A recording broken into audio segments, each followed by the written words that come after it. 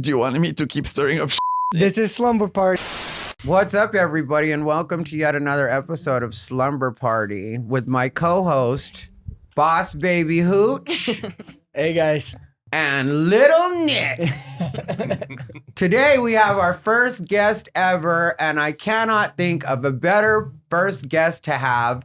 He's hot right now off of a lot of things going on a little show you may or may not have heard of. It's on YouTube. Not everybody knows it. It's called Kill Tony.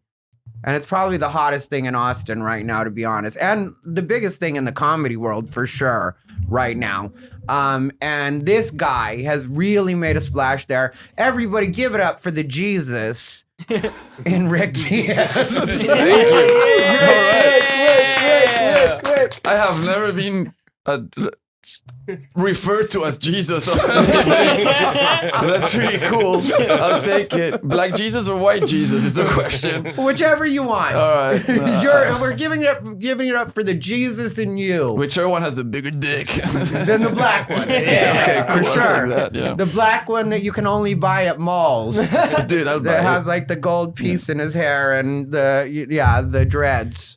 That Jesus. Thank you for. I didn't know I was your first guest. That's exciting. Yeah, you are our first guest. The podcast is still pretty new. We're still figuring everything out. Luckily, we have our producer, Justin, who handles the technical side. Yeah. And so he's kicking ass. Yeah, he makes sure that everything is the way that it's supposed to be on the technical end, which thank God for that, because that is not my wheelhouse. Are you a technical guy? Are you good with? Not enough for that. I would love to figure it out. I think I have the skills to learn it. Yeah. Like I have the ability to learn it, but I wouldn't be able to just sit down and do it right now. And do you have a podcast or anything? I don't have a podcast right now. And so your main platform is Instagram, correct? Right now it's Instagram. I post my reels on Instagram and then on YouTube, I guess. And that's Sad Man Ric. Sad Man Ric. R-I-C is how you spell Rick, in case you guys didn't know. And he's Thank you. Ric Diez, R-I-C-D-I-E-Z. Not Ric Diaz, R-I-C-K-D-I-A-Z. It's okay. Like I was talking to a friend of mine and he was like, dude, you need to put that not Ric Diaz in your description so it will still appear in the searches. I was like, good point. So I put Ric Diaz, not Ric Diaz. Yeah, that's where I saw it. It's thanks to a friend of mine who's like a little influencer or whatever. And, that's really smart, because most people do think, because, we're all used to, especially here in Texas, we're all used to Chicano, Mexican-American. No, but in Spain, Diaz with an A is an extremely popular last name, common last name. Diaz is quite common, but way less common. Yeah. So, like one of my best friends is called Diaz with an A, and he's Spanish, from Spain, I mean. Spaniard. Yeah. So I understand the misunderstanding. I have to my whole life I had to spell out my name in detail when it's like 4 letters. Like, okay, whatever. Yeah. I have to do it. I have to go through it. And I saw you were on David Lucas's podcast. I'm not gonna lie and say I watched all of it, but I did watch a bit of it. Yeah. I mean, like, and I saw kind of what you guys were talking about there. And I do think that a lot of people in the comments really got to see, or were really expressing that they had gotten to see that you weren't what it was they thought you were in the beginning. Because, you've been painted kind of as the heel, and that's kind of the way you've played it. I can see how people will see me as the heel, and it's part of the promotion. I mostly think that people knew me as what they saw on Kill Tony only. Yeah. And as this guy does 1 minute of one-liners, which I do one-liners, it's my main style of comedy, and I'm awkward on stage, but I can turn the volume up and down. Yeah. But but people were really thinking this is who this guy is full time. Yeah. Whereas I have a on-stage persona, which is a part of who I am. I am awkward and I have social problems and I like to talk about death a lot in real life as well. So it is me, but thanks to that episode and because of the reach that David Lucas has, it was a good time for people to see who I am.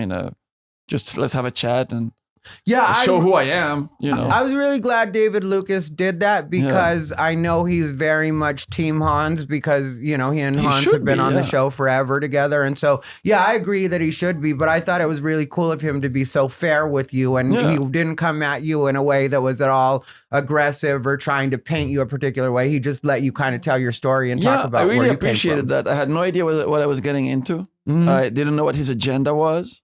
And I just thought, well, okay, let's do it. Because at least what I thought was his Team Hans, but but on the other hand, it is an olive branch because he is reaching out to me and giving me a platform. Yeah, which he had no reason to do. Yeah. Now it's up to me to show who I am and see where it goes. And he was very nice during the interview. Yeah. And he didn't ask any leading questions to try and stir up the pot or. It was just like, hey, tell us who you are. And stir up the pot. Who would ever do that? I have no idea. who would do that?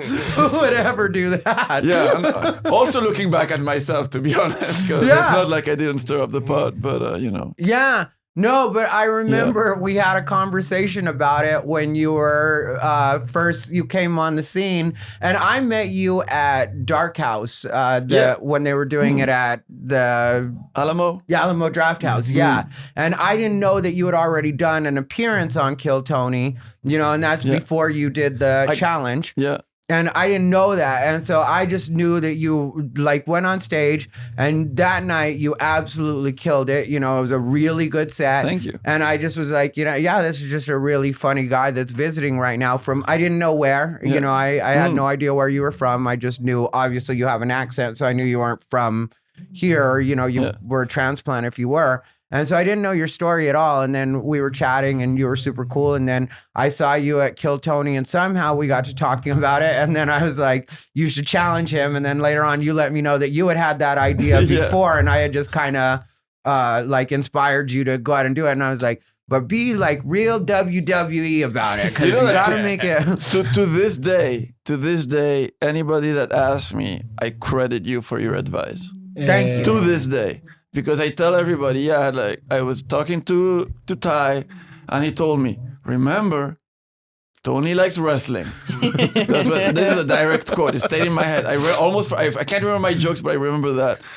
And I was like, I love wrestling. I mean, not current wrestling. That's when I was a kid, I really watched wrestling. Yeah, me too, yeah. And now I watch the UFC obsessively. So it's like, okay, he likes promo that way. And I was like, let's fucking go, you know? Yeah. And you executed, which I was afraid. I wasn't sure you were going to Oh, dude.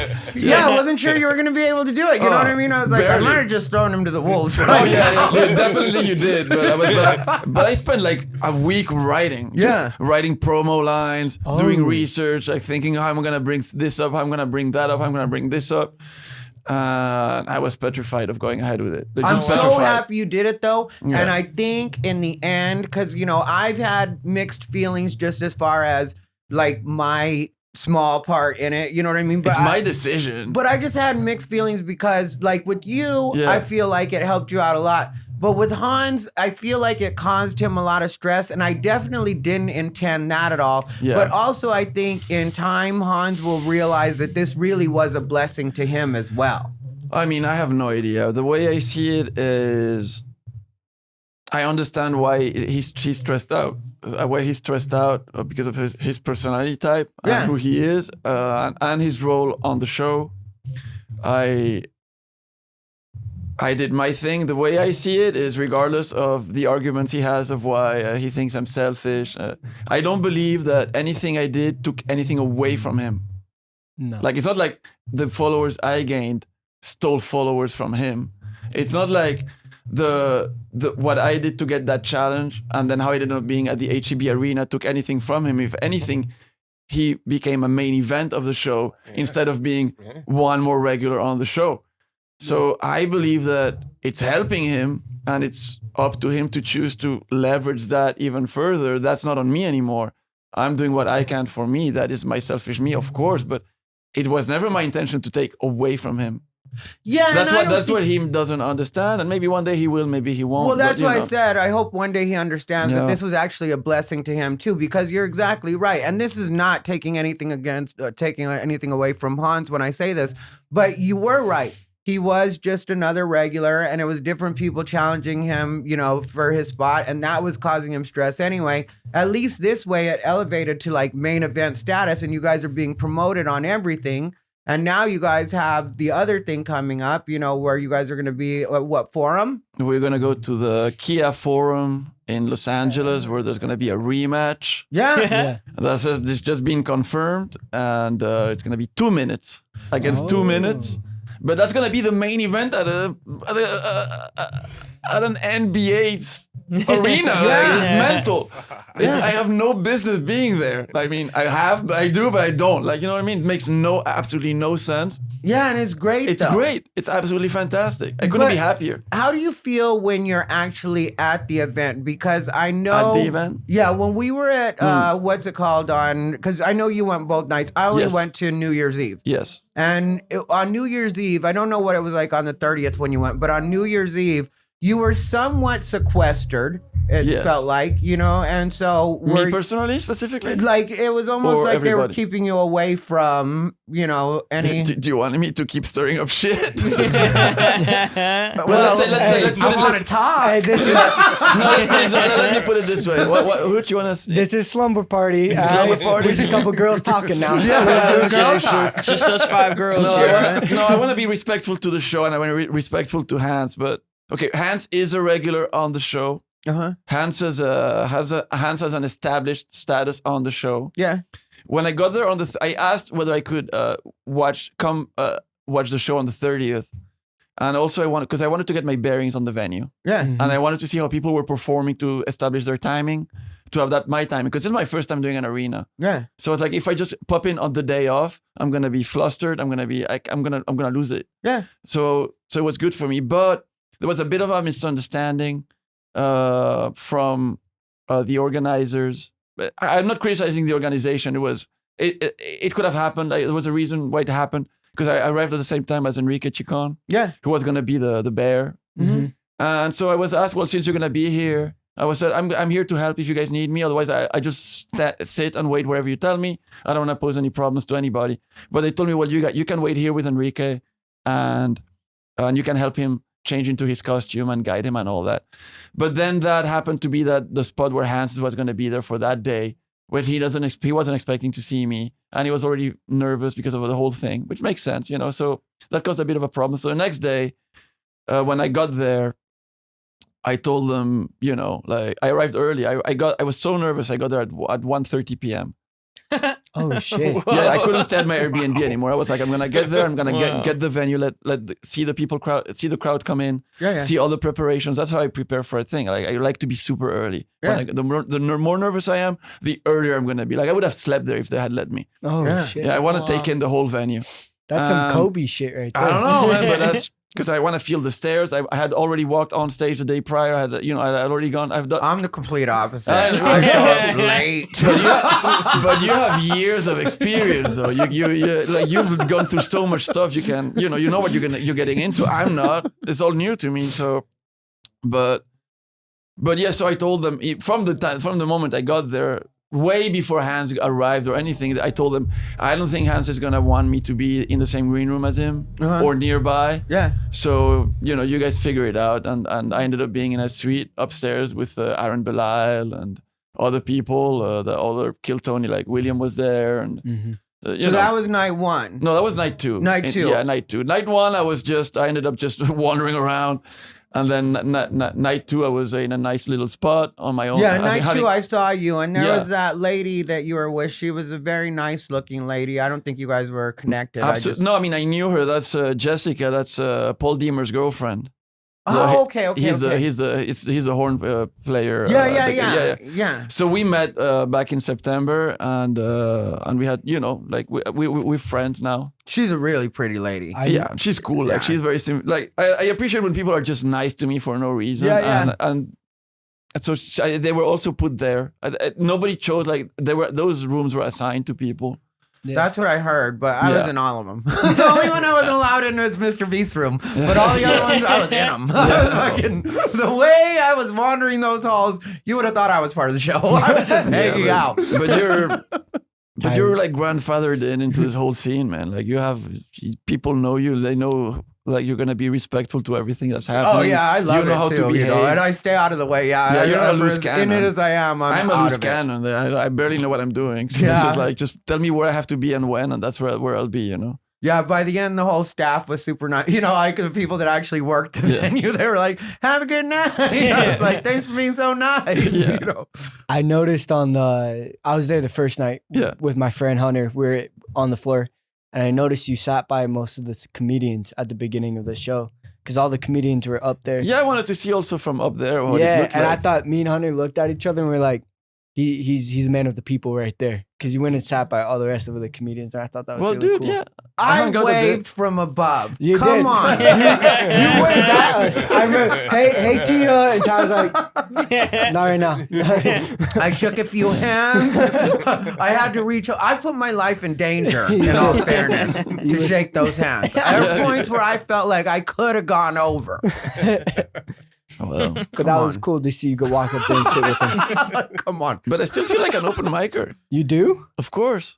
Because I still do open mics back home. Like I still, when I get here, people recognize me in the street and stuff. The moment I go back home, I'm no one.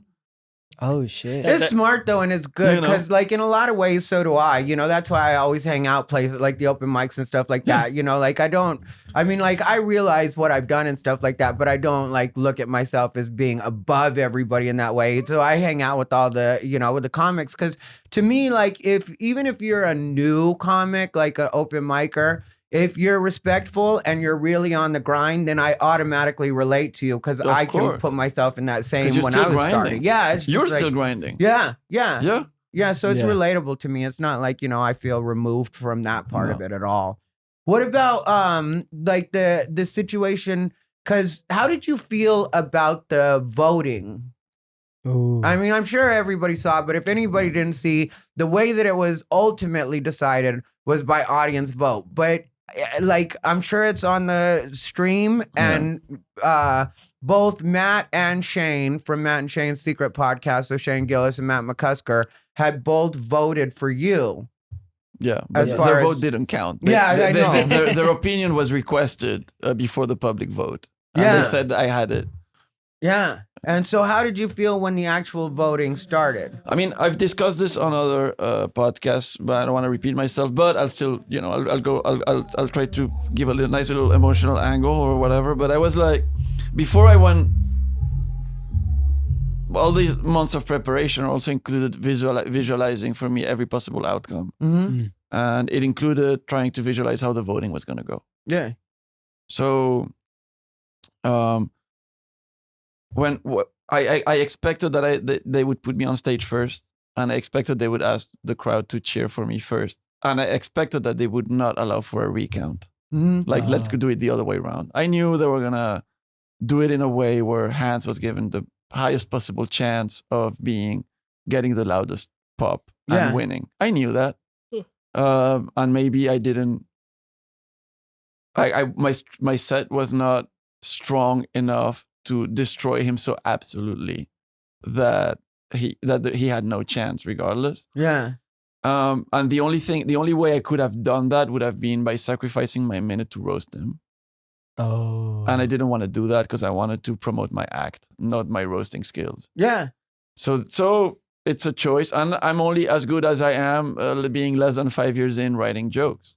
Yeah. I can write what I can write. I'm not George Carlin after 40 years. Don't expect me to revolutionize. I do what I do, and I do it decently. That's why I'm getting these opportunities. But that's about it. My main fear was I'm gonna go on stage, and regardless, I know I'm saying jokes that are funny because I've been trying them for a while. This is why I'm choosing these jokes for this set. Every single one of these jokes normally kills. But they could just choose to say they were not good jokes and make fun of me.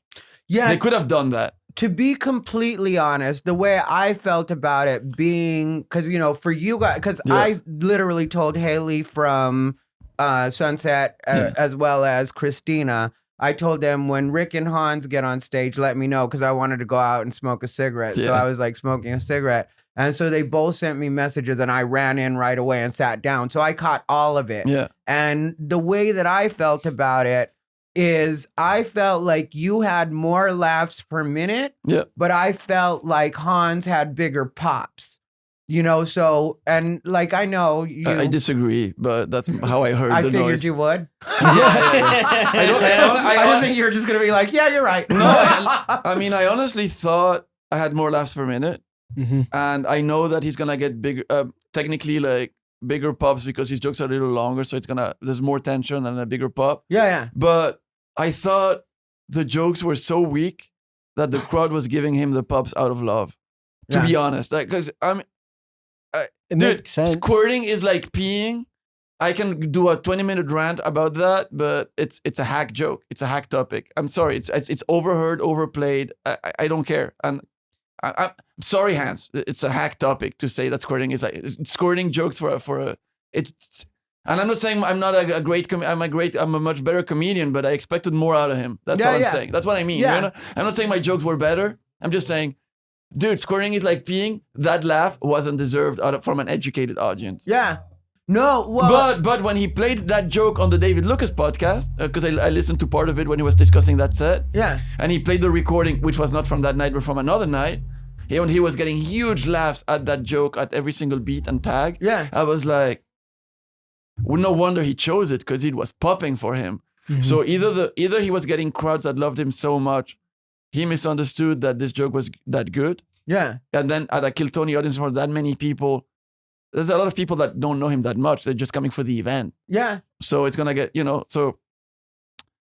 But that joke, I was like, come on, man. Like, hey, at the rematch, just murder me with better jokes. I'd rather you kill me, like, destroy me with better jokes. What I have to say, what I wanted to get to in that part of the story was because I had no, it's all good. You know, you're here to talk. So interrupt. I got you off topic though. No, whenever you feel like it, say something. For sure. But they can hear me every week. But what I wanted to say was, so there was a guy sitting next to me, and I don't remember who he was. He was very nice, little close, but very nice. And and he asked me who I thought had won. And so I said, just like I said right now, I was like, technically, I think Hans got it because he got bigger pops. So then they go to audience vote, and the crowd, if you were there, went crazy for you.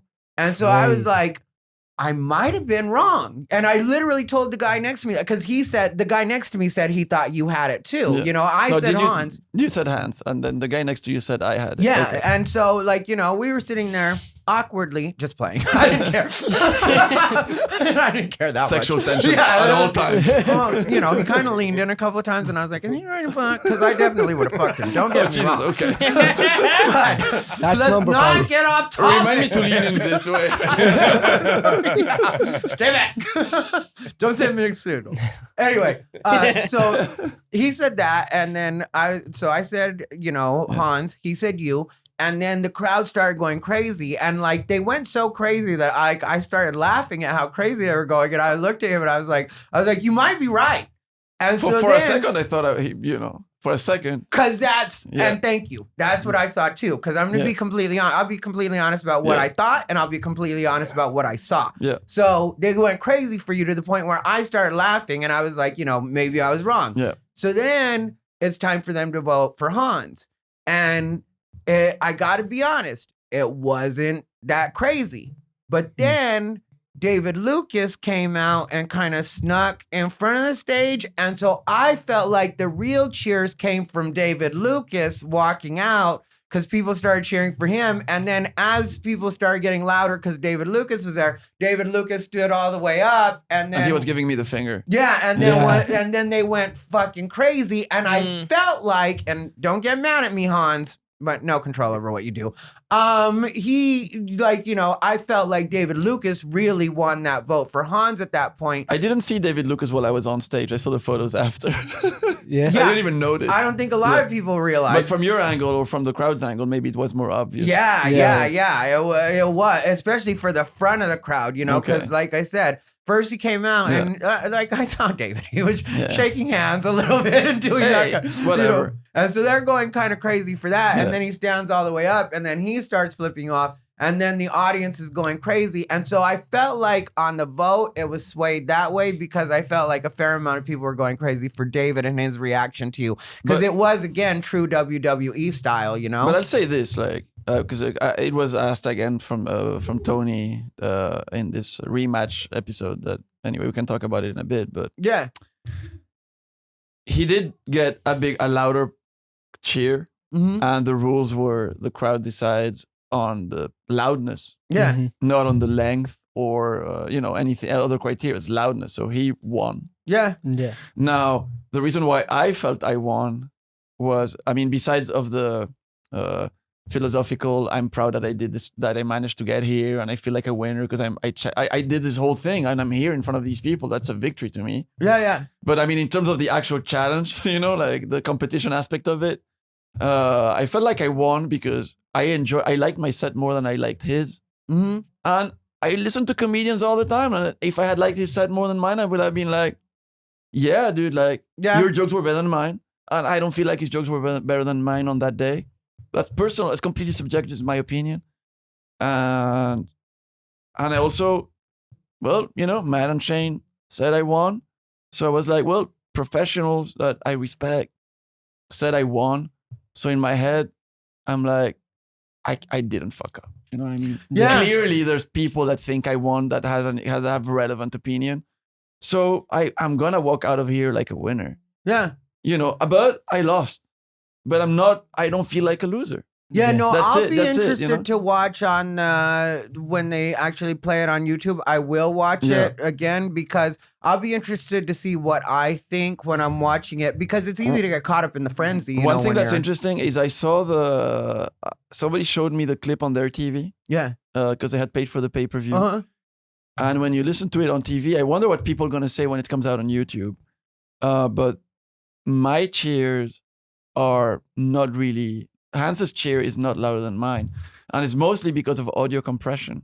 Oh, okay. You see, so when people are going to see it online, it was noticeably, but it wasn't like, I got a huge cheer. Yeah. And then he just got a higher level, right? He did. But it's not like I got a little cheer and he got a massive cheer. Yeah. So then with the compression, it's pretty similar.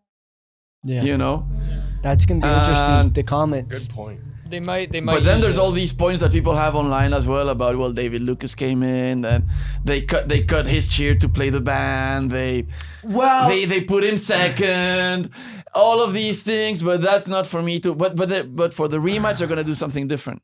Yeah, but that also did help. You know what I mean? And I love everybody on the show. Everybody knows that. But it did help when David Lucas does his thing and they're going crazy. And then all of a sudden they start playing this. But from my perspective, and it's like, come on. But from my perspective, of course they were going to do that. Yeah. I don't blame them. Yeah. I'm not going to be a sourpuss. Of course they're going to do that.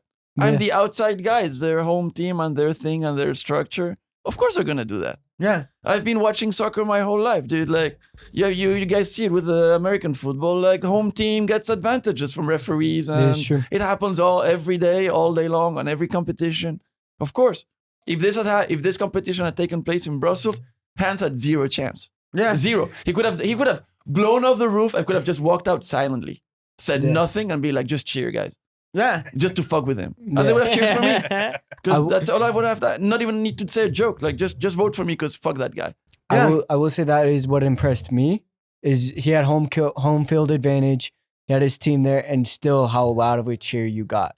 I was emotional. That was the crazy part for me. I'm like, he's not even USA. You know what I mean? Yeah. I'm American as it can get. I love you, but a small part of me is like, Team America. You better love me, Hooch. I support the shit out of you. I do love you. No, I do love you. But it's crazy how loud the crowd got. I didn't expect that. I didn't expect people stood, and I was like, shit. Man. Yeah, I was seeing people going, ah.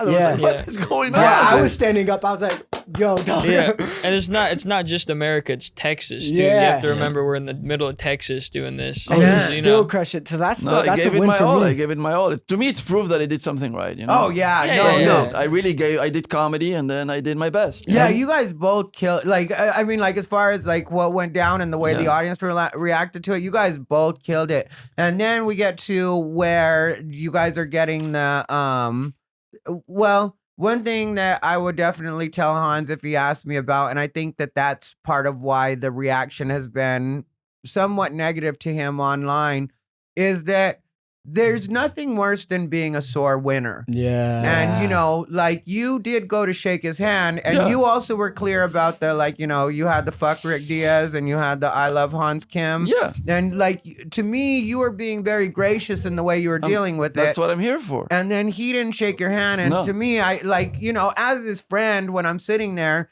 like, you know, in my head, I was just like, yeah, that's not the way you handle that. You know what I mean? Where you're still like, yeah, bye, and like not giving, like, at least give a handshake. Talk all the shit you want, but at least give the handshake. That's just good sportsmanship. And so when he didn't do that, I'm not going to lie and say it turned me against him. But I did see how the audience turned against him, you know, like, because even in the moment you saw some people get kind of like, boo, that's not, you know what I mean? Yeah. But then, like, when you see the online audience, it makes sense because it's like, yeah, you got to be a good sportsman. I mean, you know, I could be, I can be gentleman up to a point. Like, I can be like, I understand why he would do it knowing who he is. Yeah. But I'm not going to defend it. I was a little insulted, to be honest. For sure. A little bit. I'm not, you know. Naturally. He could have just be like, hey man, like you did good, you had good jokes, and hey, these guys said you won. I think we should do a rematch. You know, like you earned it or whatever. But he was like, just keep insulting me. You already won, man. Like you already won. You won. Why can't you just let it go? And I was like, I know why, but it's not.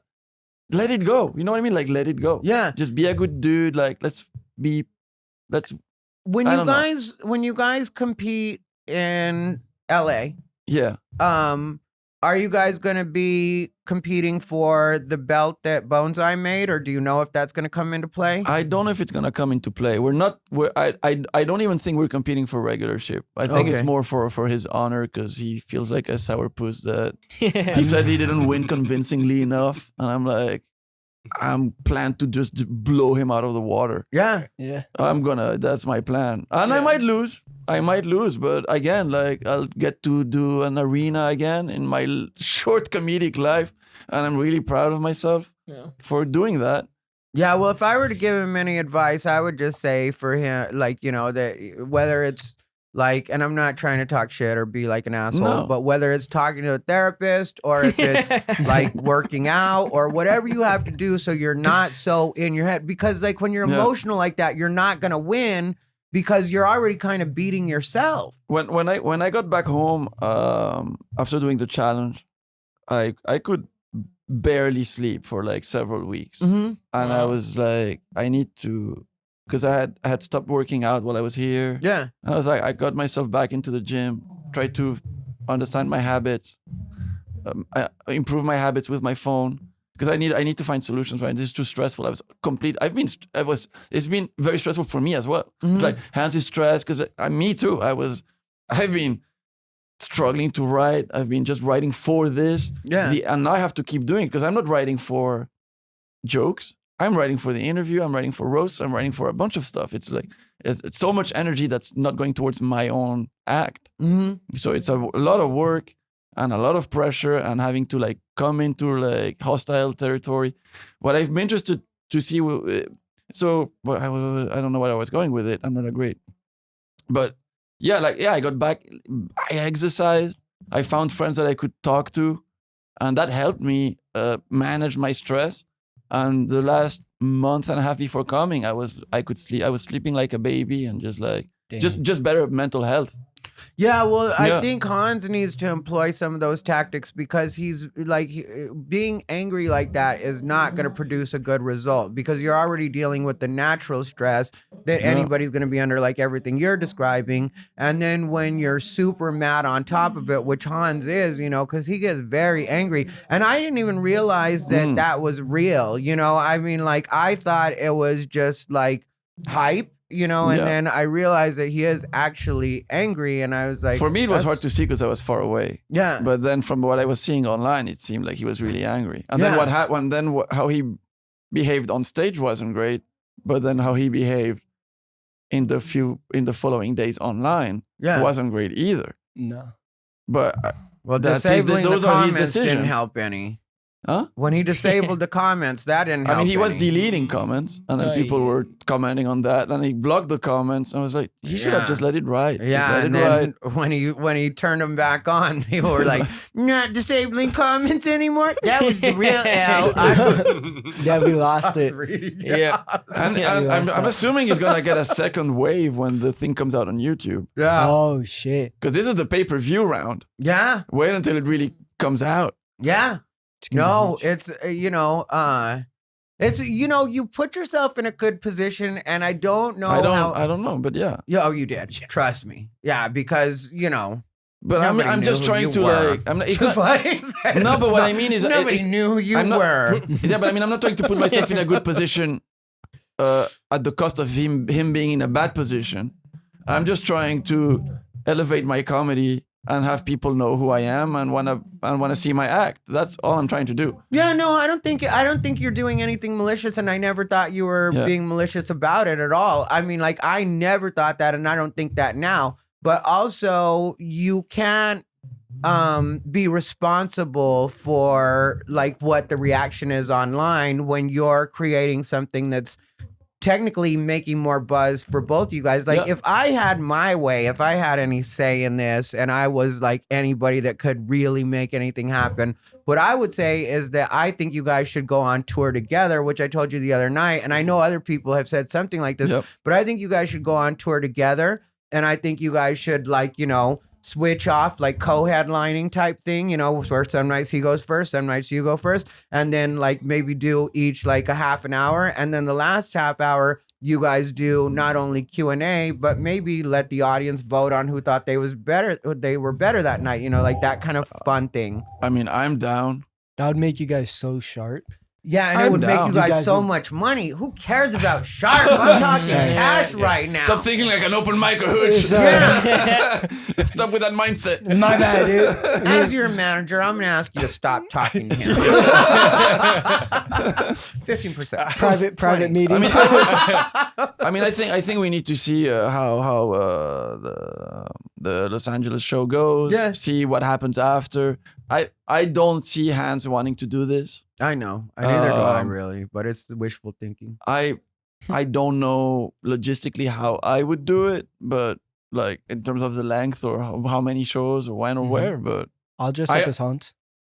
Huh? I'll dress up as Hans. I'll do it with you. Yeah, I'll dress up as Hans. I mean, yeah, I'll change my gen. You can't do yellow face, dude. No, it's not good. You cannot do that. Could I? Clearly, I'm Hans. You could be Hans. And we're going on tour together. Yeah, That's what it is. It is what it is. Get me some glasses. Stat. But I would do it. I understand the value of doing a show like that. Yeah. But do you think the beef will sell more tickets than if you guys get along though? What? If you guys are mad at each other, do you think that'll sell more? I mean, if we're talking WWE. Mm-hmm. But that's the thing. It's got to be like kayfabe. We just need to get Hans to that point too, where he understands it's an act and you be fun. But even assuming the beef is real, like let's say he hates me and I hate him. Right. Like, do you let that hate make you be unprofessional, like waste opportunities because of your ego? Or do you say, okay, I don't like this person. I'm never going to be friends with this person. I can't get along with this person, but I can be polite, cordial, and work with this person.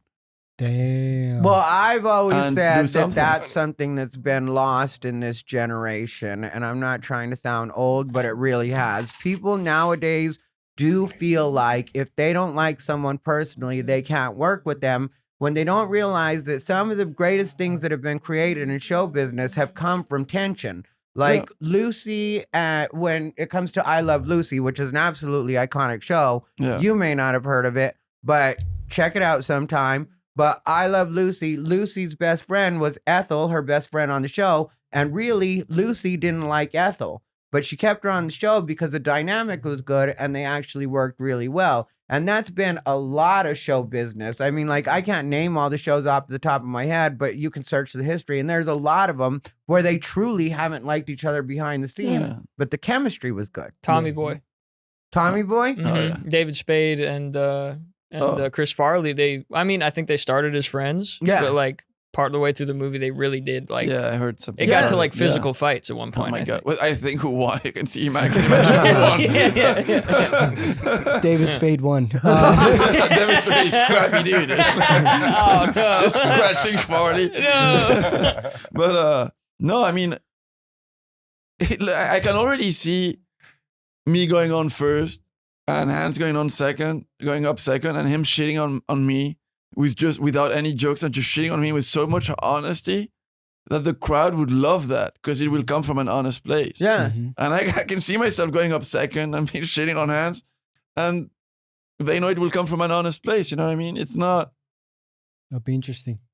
But again, I have no hate for Hans. Yeah, and what is your, and I don't mean this just with you and Hans, but I mean in general with stand-up. What is your end game with stand-up? Do you have like an end goal for?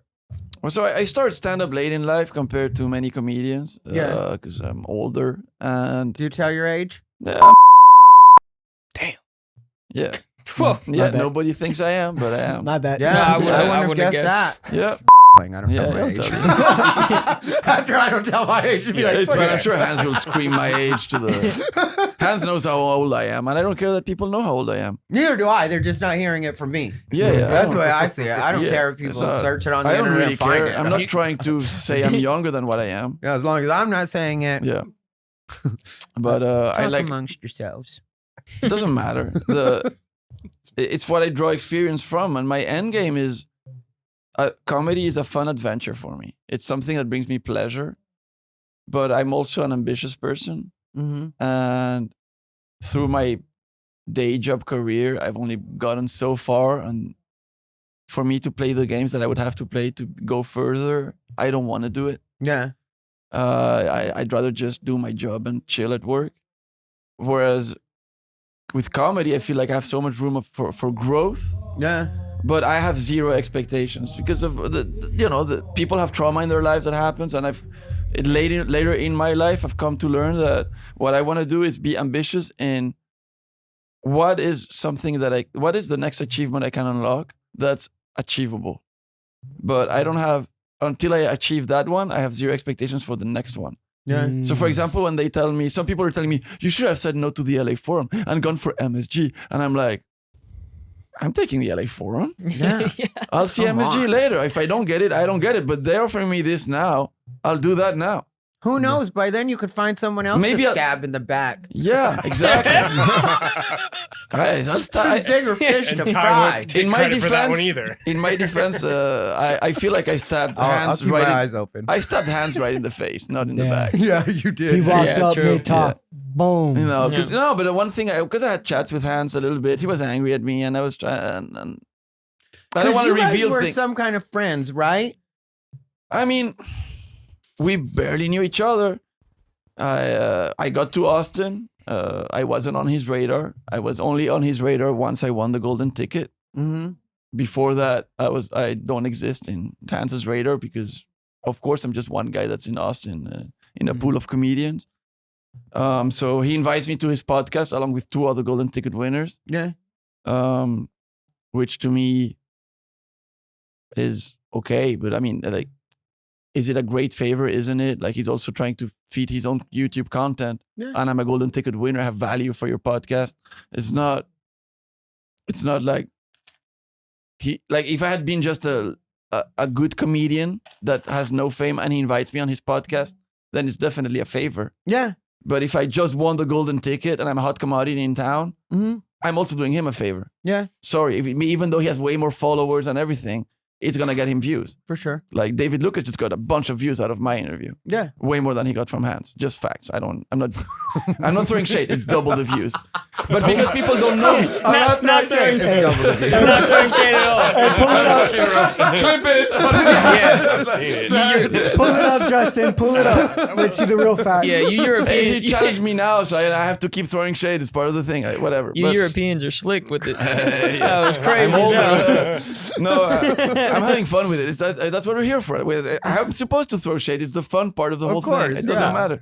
But where was I going with this? Yeah, and then he did invite me to play Catan at his place. Okay. And so I went, right? But it was a bit late when he started the game, and I had to go to a secret show, so we never finished the game because I had to go. Yeah. And it's not okay. I went to his house one time, and he invited me to this podcast. Okay. So, but then I was thinking, okay, but now he's bombing for 3 weeks in a row. I could challenge this guy. Should I not go ahead with what I have in mind because I did half a game of Catan at someone's house? I personally don't know, think dude. you did anything wrong, really. Should I sacrifice? Because I knew, like, what I told Hans is, if I had asked you for permission beforehand, you would have just said no. Yeah. And then if I had done it, then I would have been an actual piece of shit. Yeah. Yeah. Whereas now I'm like, okay, yeah, you did invite me to your home to play Catan, but I also look after my own career of comedy that I don't want to. Okay, Hans Kim opens up about controversial Kill Tony New Year's decision. That's got 116,000 views 8 days ago. Yeah. You came out a day later, Yeah. 7 days ago, and you've got 237,000 views. So pretty much bang on double. It's not like I check every day. No, I'm fucking around. The numbers just don't joking. lie. Yeah. Damn. Yeah, that's But I know why I have double the views. I think there's a good reason for it. Raw sex appeal. No. Yes, raw sex appeal. Thank you, Hooch. That's the only reason. Gotcha, buddy.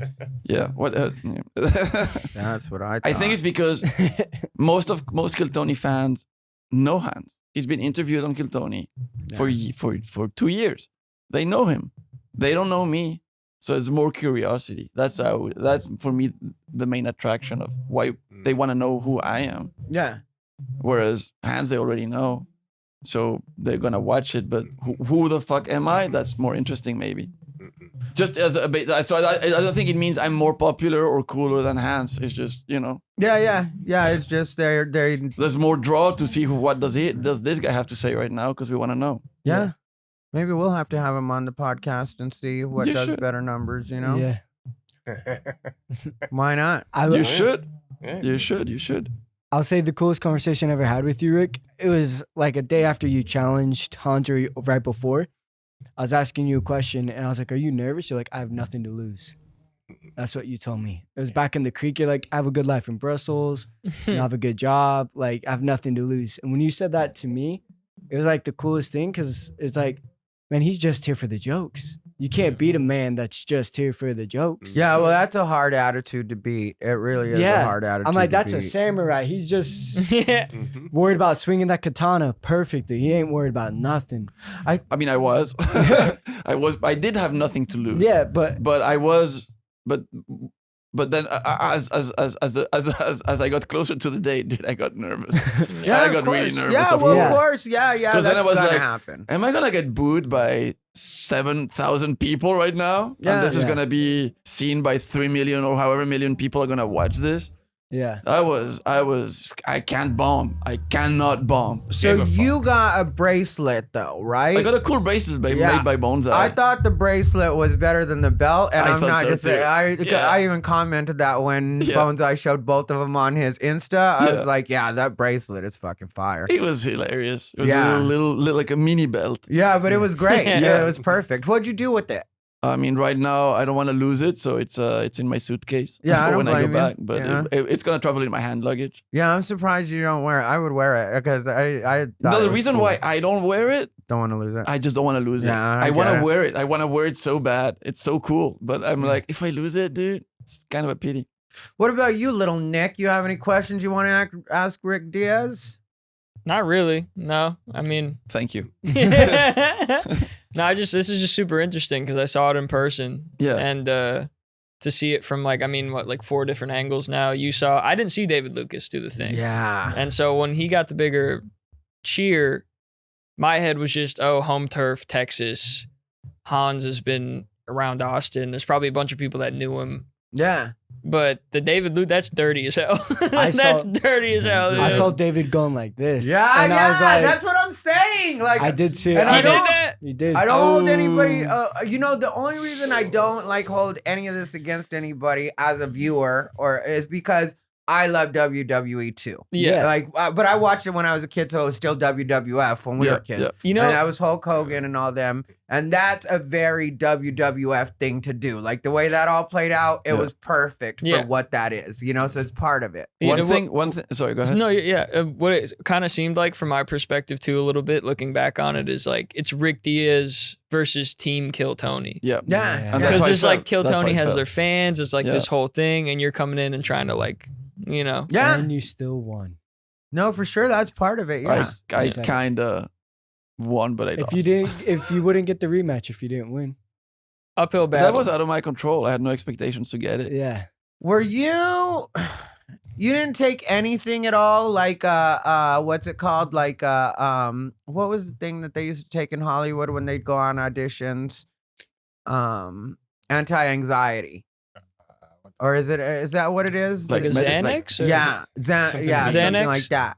Because Beta your blockers. hand, beta blockers. Yeah, Right. your hand was incredibly steady while you were flipping him off. And, I didn't know you were going there. That's funny, man. yeah, with the That's a good nerves point. I would have had, if Yeah. that Ty was would've me, been it like- would have been like, and you know, I mean, like, yeah, like, It's bizarre because I felt so nervous when he started attacking me, and I consider it. That's how I felt. I felt attacked. Yeah. I was because in my mind I was like, I was prepared for a roast battle, and I think this is where they wanted to go with it, right? It's like, okay, now guys, what did you think about each other thing? No, like, okay, you take the mic, and now you take the mic. Okay, they're setting us up for a roast battle, right? Yeah. So I was, they asked me first, so I started doing I had my first joke lined up. It was a great joke, by the way, that somebody on TikTok or whatever put the subtitles on because he interrupted me halfway. He interrupted me halfway, and I was like,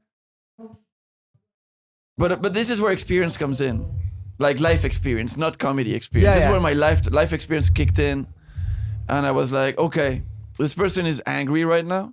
This person is emotional right now. I'm not gonna get a word in. And there's no point in me trying to roast him. So what do? I'm also not gonna just take it. yeah. So the finger came out because I also find middle fingers super funny. Yeah. Like with my friends in Brussels, the comedian friends, we always look at each other and be like, Yeah. you know, like when they do a good set or a bad set, we're like, take this, you know. So it's something I'm doing almost weekly with my body. So it's not like I had planned that beforehand. Yeah. It just came out as a natural reaction because it's my everyday reaction to my comedian friends. Yeah.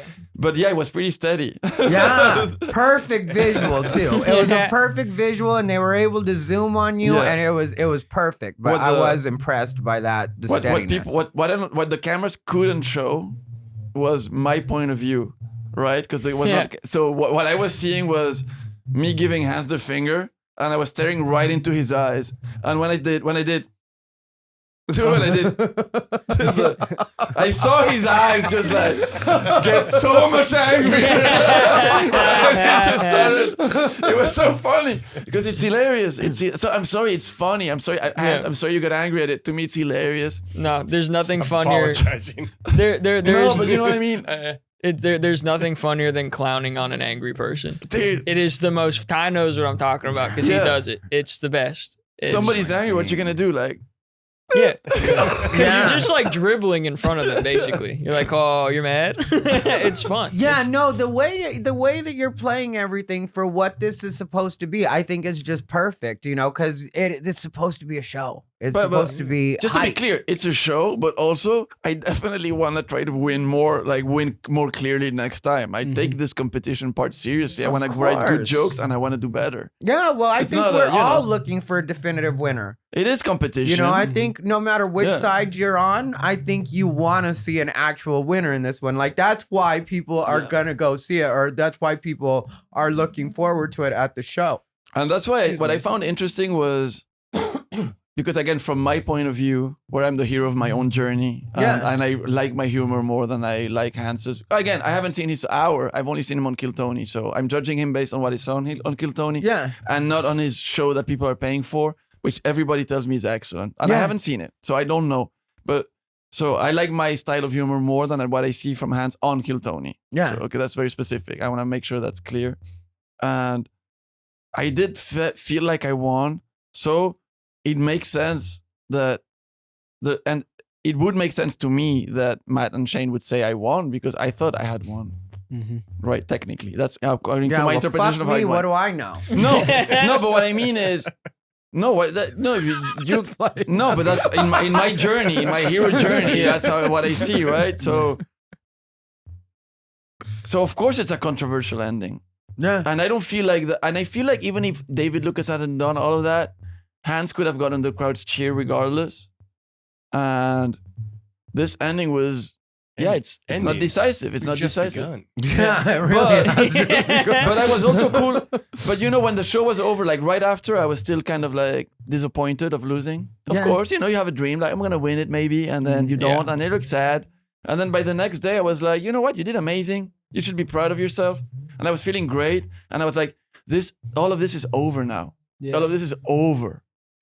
And then he called for the rematch, and I was like, of course I want to do the forum, but I would also have loved to just do the forum to just do a minute or two or whatever they wanted without having to enter another battle, because it's so much pressure, and I hope there's no fan fatigue. If fans watch this, I'm gonna bring it. That's all I'm gonna say. I'm gonna bring it. I'm gonna bring it as hard as I can. Boo-hoo, I'm the main event.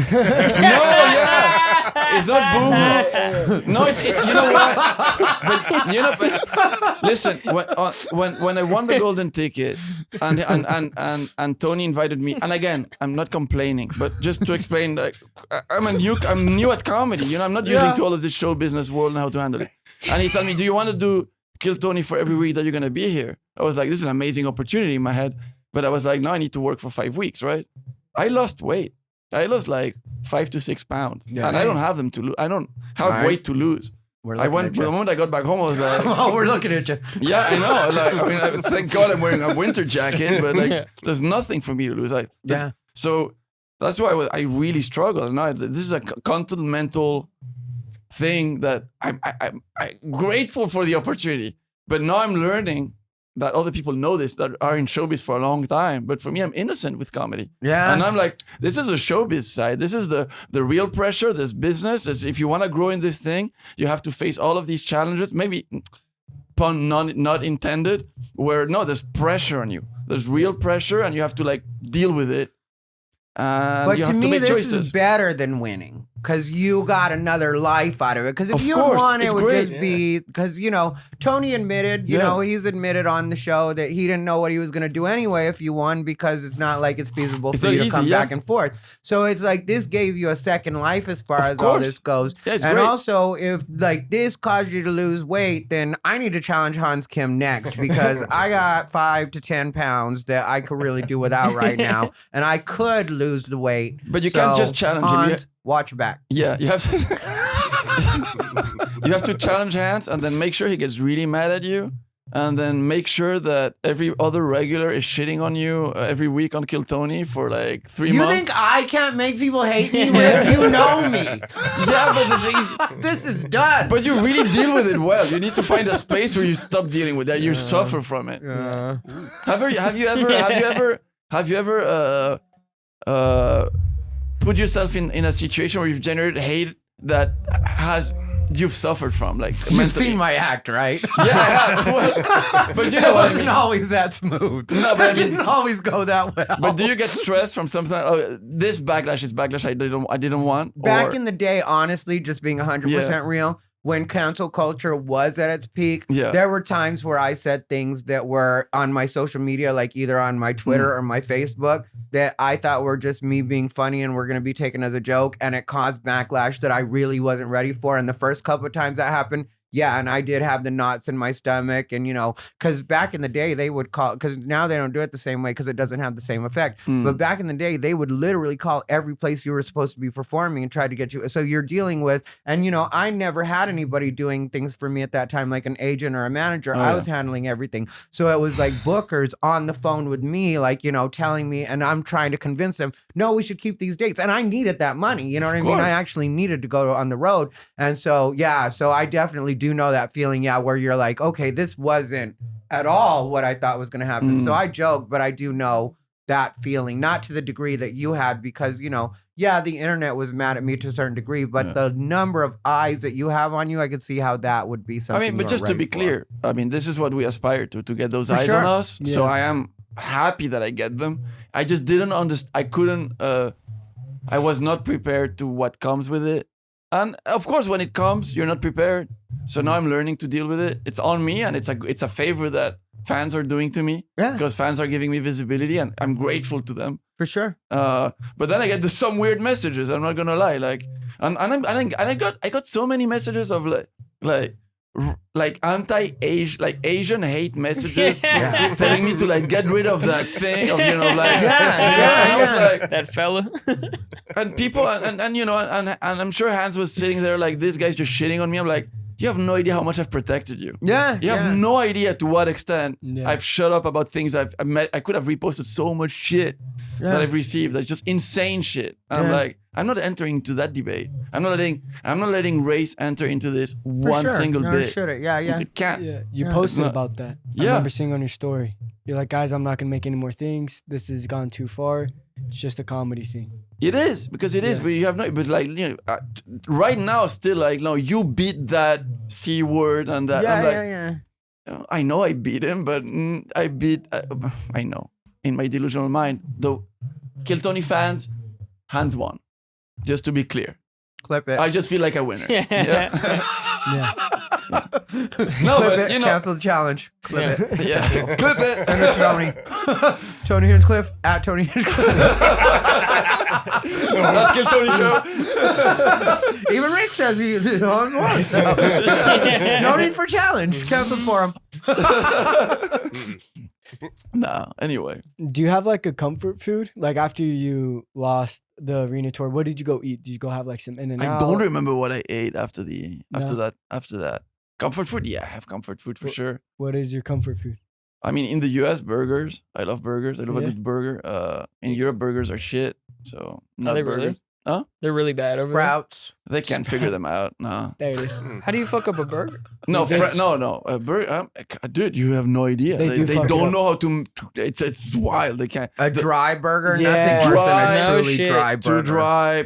Improper mix in how the meat is ground. The thickness is wrong. The cooking is wrong. The bun is wrong. The condiments are wrong. It's just a disaster. Seasonings not evenly distributed. Yeah. Like sometimes you'll get some part of the burger that's got too much in it, and then some part is kind of bland, and you're like, okay. We're spoiled over here then. My comfort food back in Brussels, specific to Brussels, is called, and it's very ironic. It's called Américain garni. So like garnished American, and what is American? What they call an American filet. Is actually raw ground meat. Yeah. Really? Yeah. Can you pull it up? And you have the French tartare, which is like mixed with seasoning and all that. But the American is just raw meat, and they put seasoning around it, and you mix it how you want. And they can put an egg on top. You're just eating raw protein. I need to go visit you because I eat. Then you guys would judge me. Yeah. I know, but I do eat raw ground beef when, like, I'll fucking take a piece, like salt and pepper, and just eat it. I've also had it in sashimi on sushi. Oh, yeah. So like Japanese also do it. Yeah. No, I love it. Down. It's delicious. I'm 100% down. I need to visit. I don't know if I can come buy over. Into that. I'll take you. Yeah. No, that's crazy. I remember one time I had like British friends that came over to visit. I was like, "You're eating raw meat?" I was like, "Yeah, but it's not cooked." Yeah, but it's not cooked. Yeah, but it's not cooked. I was like, "Yeah, it's delicious." Like, what do you want me to say? You taste meat for what it is. I can see it. I mean, I get rare steaks sometimes. Yeah. So I mean, the difference between that and that is, Yeah. What? Anyway, that's interesting. my Well, comfort fellas. food. It's my favorite, one of my favorite dishes. I also love what they call like shepherd's pie. Oh yeah. Yeah, Brussels sprouts. I like Brussels sprouts, There you go. but they upset my stomach. Yeah, everybody's. And you're from Brussels? Yeah, well, I mean, I wasn't born there, so yeah, I didn't have the genetic code.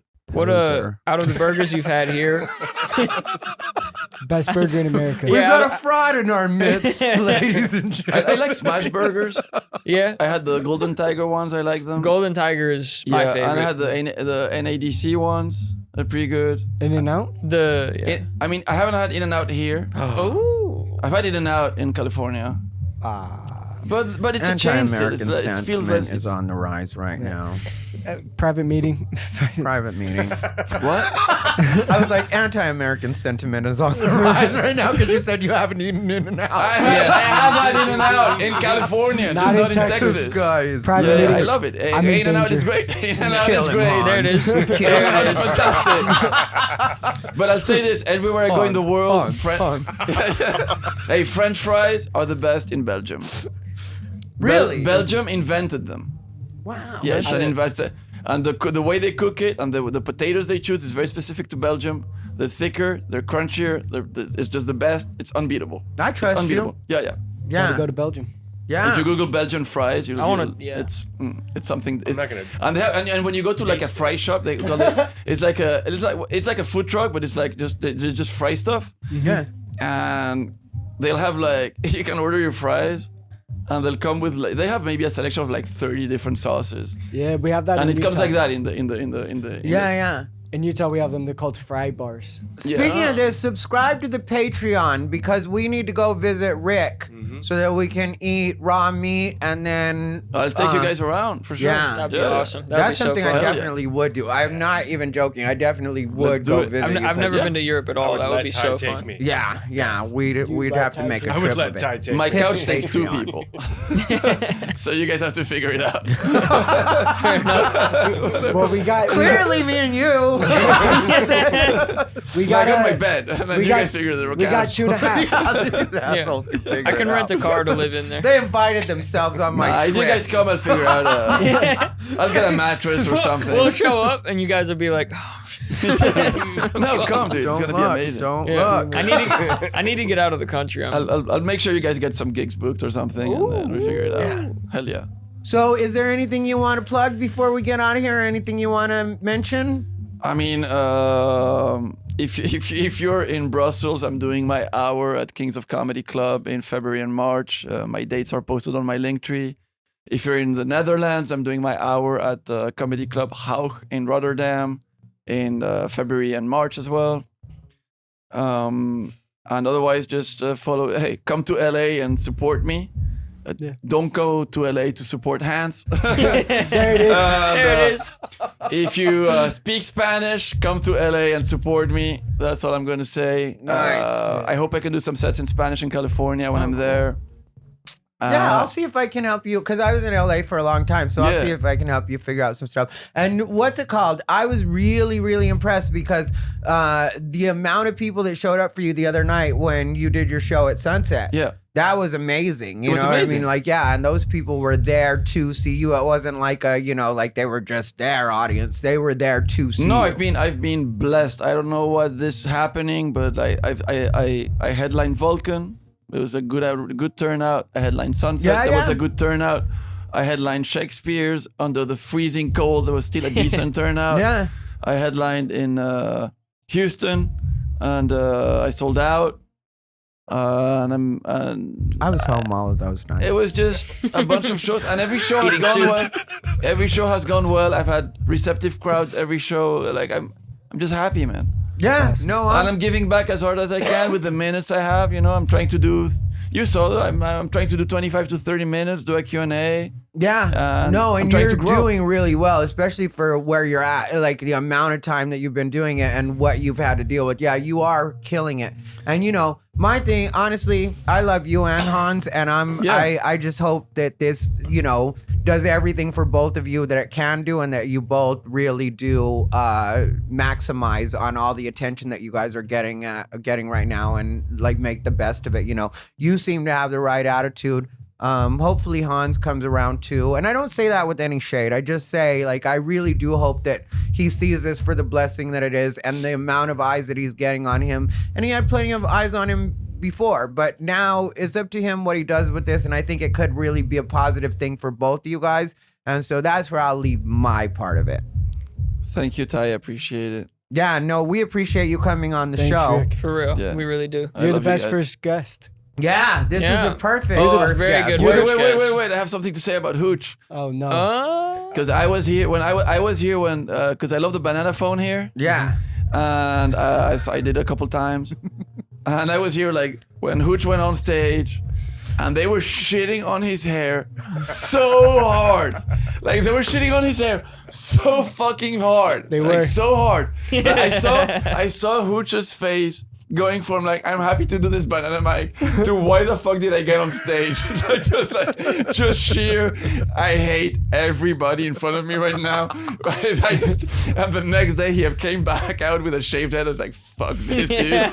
So hey, good on you for owning that. Good on you for like taking it on the chin and shitting. You know, there's a value to self-deprecation. It reinforces your character, and you've done that. And I'm so happy for you, dude. You've grown up as a comedian. He goes up every week. Yeah, dude, that's Every it. week he's up. Yeah, I appreciate that. And now they shit on him for having no hair. Yeah, now they call me baby. It's like, what the hell? But you posted that you look exactly Yeah, like you're the boss, baby. You're You boss Bossed up. Yep. Bossed up. Bossed Yeah, up. come It's on hilarious. now. It's the best. It's freaking Thank dumb. you guys for having me. Thank you you guys for again, having me. amazing. Rick. Boss baby, say bye to everybody. Bye, guys. #1 comedy podcast in the world. In the world. In the world. Little Nick, Pretty good. Pretty good. Peace, guys. Thanks for listening. producer you. Justin, Thank you. sir. and Rick. Rick. Thank you, everybody. Fuck Ric Diez. Be a nice guy, Hans. No.